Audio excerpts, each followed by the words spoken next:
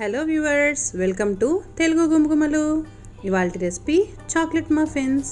మీరు కనుక chocolate lovers అయితే తప్పకుండా ట్రై చేయాల్సినటువంటి రెసిపీ అండి ఇది.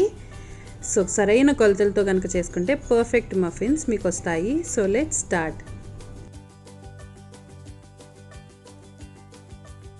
ముందుగా డ్రై ఇంగ్రీడియంట్స్ అన్నీ కూడా జల్లెడలో వేసుకొని ఒక్కసారి జల్లెడ పట్టుకోవాలి. సో ఫస్ట్ మైదా పిండి 1 కప్ వేసుకోవాలి.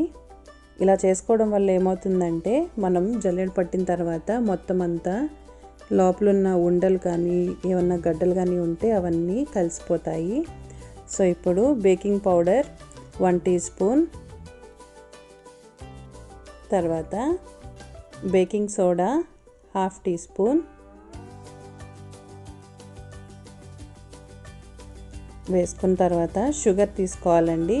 మైదా పిండి 1 కప్ తీసుకున్నాం కదా, సో షుగర్ కూడా 1 కప్పే వేసుకుంటున్నాను నేను.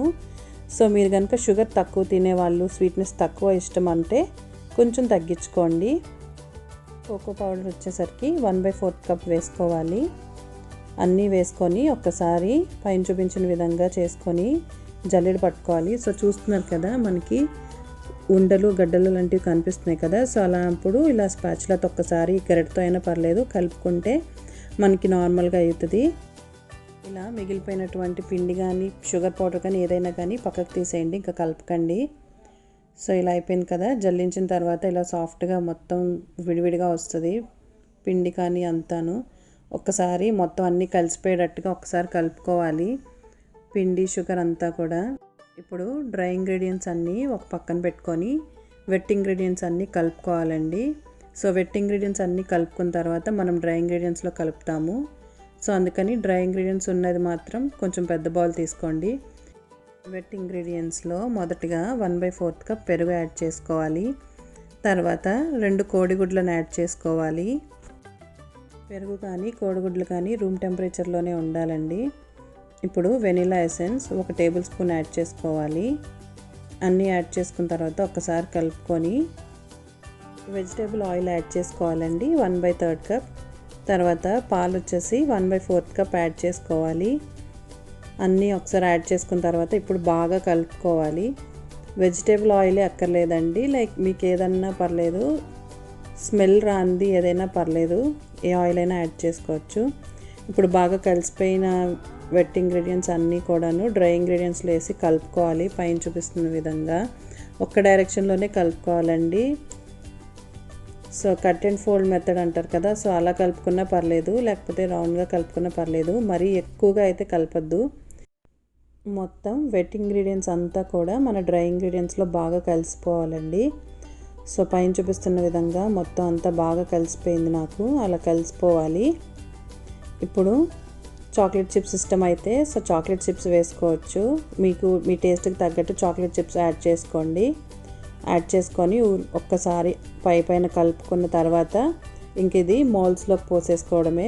బ్యాటర్ రెడీ అయిపోయిందండి. ఇప్పుడు 425 ఫారెన్హీట్ దగ్గర అంటే 220 డిగ్రీస్ సెల్సియస్ దగ్గర ప్రీహీట్ చేసుకోవాలి. ఇప్పుడు మౌల్డ్స్కి ఆయిల్ అప్లై చేసుకొని కొంచెం మైదా పిండి కూడా వేసి మనం కేక్కి ఎలా డస్ట్ చేస్తామో అలా చేసుకోవాలి. ఇఫ్ ఇన్ కేస్ మీ దగ్గర కనుక కప్ కేక్ హోల్డర్స్ ఉంటే కనుక ఆ పేపర్స్ పెట్టేసుకొని దాంట్లో కూడా వేసేసుకోవచ్చు బ్యాటర్ని. కాకపోతే మనం హాఫే వేసుకోవాలి, ఫుల్ వేసుకుంటే పొంగిపోయి బయటికి పోతుందండి. సో అందుకని హాఫే వేసుకోవాలి పిండి మాత్రం. సో మెజర్మెంట్ లాగా ఉండాలి అంటే మనం ఏదన్నా ఒక కప్ లాంటిది తీసుకొని సో ఆ కప్ ప్రకారమే మనము బ్యాటర్ని వేసుకుంటే కనుక ఇంకా ఈజీగా ఉంటుంది, మనకి ఎంత వేస్తున్నాం అనేది బాగా తెలుస్తుంది. సో ఇప్పుడు పైన చూపించిన విధంగా ఇలా చేసుకోవాలి. నేను 1/4 కప్ మెజర్మెంట్ కప్ తీసుకొని నేను అన్ని మౌల్స్లోకి బ్యాటర్ని వేస్తున్నానండి. సో ఇలా వేసిన తర్వాత మీకు చాక్లెట్ చిప్స్ ఇష్టం అనుకుంటే పైన స్ప్రింకిల్ చేసుకోవచ్చు ఇంకా చాక్లెట్ చిప్స్ని ఎక్స్ట్రాగా.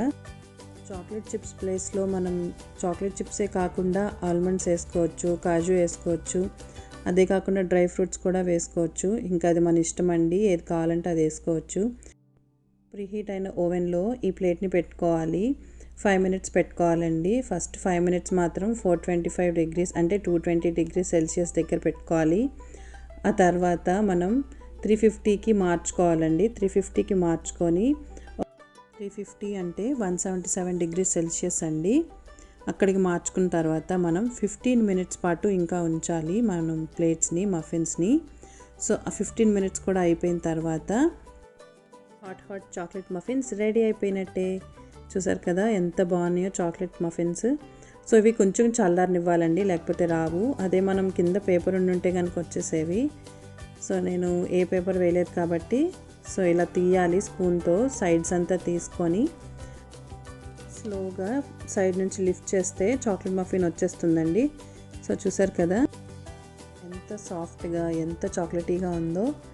చాలా చాలా టేస్టీగా ఉందండి. సో మీకు కానీ ఈ వీడియో నచ్చినట్టయితే తప్పకుండా లైక్ చేయండి, షేర్ చేయండి అండ్ సబ్స్క్రైబ్ చేయండి.